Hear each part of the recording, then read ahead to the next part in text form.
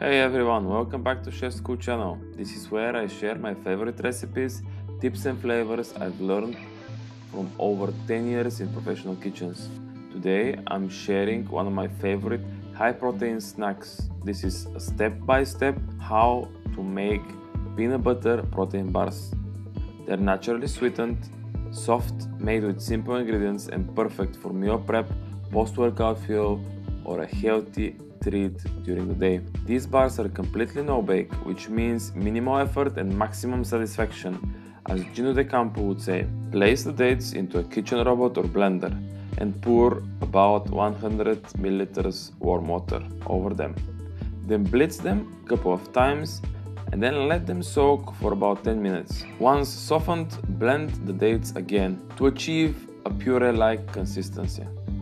Add the following ingredients to the dates: smooth peanut butter, unrefined cold-pressed coconut oil, 3 spoons protein powder, any flavor and brand will work for this recipe, ground almonds or any nuts of your choice will work, just blend them before you start preparing the dates. Finally, add maple syrup or honey.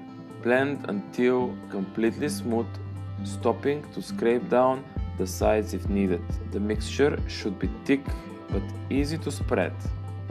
If needed, add about 100 milliliters either animal milk or plant-based one. Line a baking tin with parchment paper as the mix tends to be sticky. Transfer the mixture into your prepared tin and press it down firmly using hard spatula or spoon.